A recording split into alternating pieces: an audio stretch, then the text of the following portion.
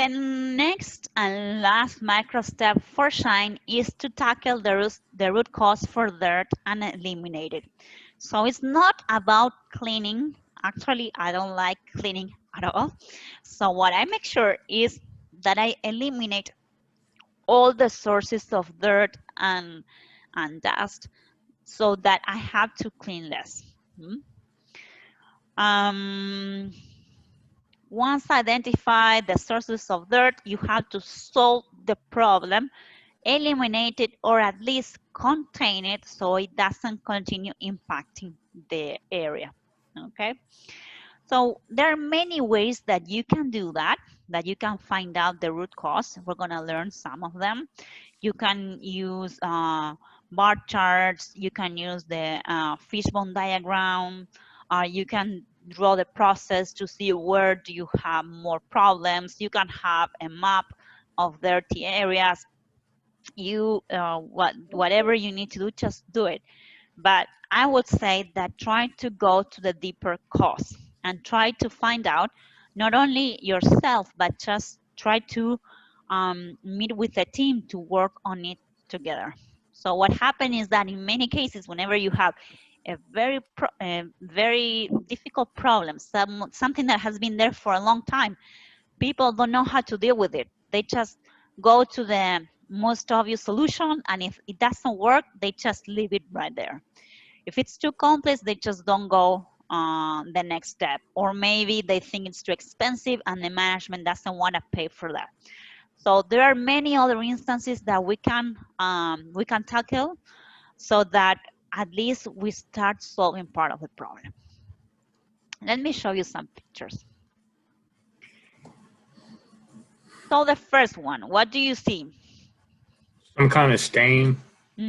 Stain. On the floor and wall. And maybe you try to clean them. Do you think that you would clean this stain easily? No. Or maybe you clean it, but then do you think that would solve the problem? No, you'd probably have to repaint it. And if you want to repaint find it, out where it's coming from and eliminate it first. Exactly, because I don't know what's the reason for that stain, but what do you think it could be? Well, it looks kind of like rust. So it looks like there's been water sitting there for a while. That would be my first guess. Okay, and where is that water coming from?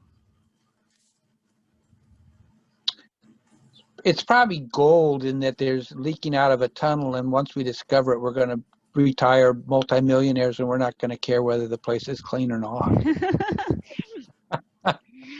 Right, so you have to pay attention to your environment and see where is this coming from. So in this case, I looked up, and what do you think I found in the ceiling? A leak? A leak, exactly. And then I start asking questions. So what's up here? What is in the room that it's in the next level? Well, there's the restroom and the showers. So guess what? Maybe you paint it, you put it super nice, but then the next day you will have the same leak unless you solve that leak, that initial leak. You have to solve first the shower leak, then repair the ceiling, and then you will go to repair the floor. You see?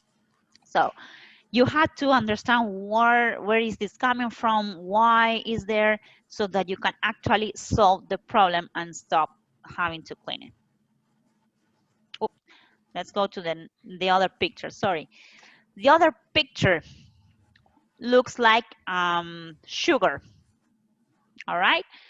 So you may not think this is, this is something so bad. It's sugar, it's a package of sugar that is broken, who cares, it's not so expensive. But what happens if you see this every week with all the packets of sugar? Adds up to a lot of money. Exactly. First, there's a lot of money involved. Probably some kind of handling problem. Maybe, yes. So there are many things that you can think, but it's probably a handling problem. Maybe the way they are taking it out, or maybe what do you think could could be the problem. If it's with a fork truck, he's not being very careful with his forks. Exactly. The forks is like uh, deteriorating the package, right? Mm-hmm. Right. Yeah, that could be one. Another one maybe could be rats. Maybe the place is not decontaminated, it's not very well clean, so you have rats around and they're breaking it. I don't know. That could be something, but could be also people doing it. Mm. Yes, could be. Yeah, we found out that in this place, in this company, it like people were using the sugar for their coffees or their drinks. So instead of going to the lunchroom, they were probably using the sugar because the way it's in this package is broken, it looks like someone did it. So we never knew really what was happening, or maybe the three of the reasons were happening. But whenever we started checking and started talking about it, then it stopped. So maybe the rat was killed. Maybe we were talking to the responsible ones, or they just changed the way the forklift was handled. That was also something that we discussed, and we started to talk about how you could do that. Sometimes it happens, and it's very common that maybe you were using a package or a type of format of package that would work well, and then the package is changed by the supplier, and then the forklift drivers do not know how to handle it. So maybe that's where you start damaging the container. It's very important that you understand, again, what are the reasons, and train people to figure out, hey, maybe I damaged this. Do I need to do it in a different way, or do I need to contact the supplier to provide a different container? Those are the different things that we can discuss. But again, having sugar being wasted this way, it's bad, especially because if this happens in a company that manufactures, or that is a food company, it's a health issue, and they may be fined for that. That's where it's really hard to measure the problems that you may have when you're not implementing 5S. The effects can be disastrous, so you, as much as you can reduce that, the best. This is another case that was really bad in a company. This was like this for 5 years. So take a look at it, and then we're gonna do an exercise with that. Can you see what's in there? What do you Oil, imagine? Oil. Okay, good. What else? Anything else that you can see? oil soap pads. Mm-hmm. Yep. A lot of dirt around. It looks like it has been leaking for a while, huh? Yeah. Yeah. As it's leaking, they cannot paint it. And they have to change these soap pads very often.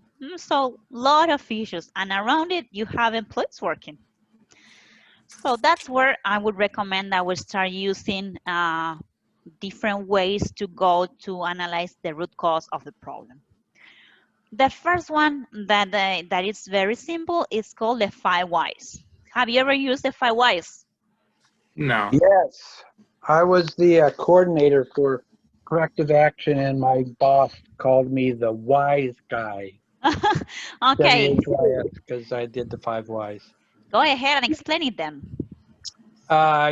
You start off by asking the first question, why did this occur? And you come up with an answer to that, and then you say, well, why did that happen? And why did that happen? And you get down to a point that you can fix something. You can keep going down and down and down, but not fix anything. You want to reach a point that you can fix something, and you can afford to fix it. Exactly. Because many times you just stop in the first or the second why and say, well, you know, it's management issue or it's a problem that we cannot solve. Well, you have to go and keep asking, keep asking, keep asking until there's something that you can actually solve, right? Usually it's at the 5 whys, but sometimes it could be before, could be after. It depends, right? Excellent. Yeah. Thanks, thanks, Eddie. So a great example that I always like is what happened whenever you are, let's say you are driving the I-10 and then your car stops and you don't know why. The car will not start. Then you start asking why. Well, the battery is dead. So are you gonna change the battery right away? Or maybe there's other things that you can do. How much is the battery? 160 bucks. Yeah, around that. Okay. So what happened if you go deep and you realize, well, the alternator is not functioning. Why? Because the alternator belt has broken. Why? Because the alternator belt was well beyond its useful service life. Why? Because the car has not been maintained according to the recommended schedule. Mm. So that way you realize that maybe just fixing the alternator belt, you will spend less money. Mm. That's just changing the whole battery. But the other thing that is very important is that you will realize that maybe today is the battery, but tomorrow will be the lights, or the next day will something else will happen. Why? You don't have things under control. You are not following the maintenance schedule. All right. So Right. it's very important that you work on a maintenance schedule that is effective for your tools, that you can follow, and if not, you are not following that, you know, that may have an impact on your performance. So you don't know where you are, where that alternator belt is broken, or when you may be going to a very important meeting, and whenever you have that problem, yeah, maybe you fix it, maybe you spend no money because you have insurance, but still you miss a lot of time and you may miss a very important meeting. All right. So that's why as much as we can prevent all those things, the better. Another example. Brian, you want to read?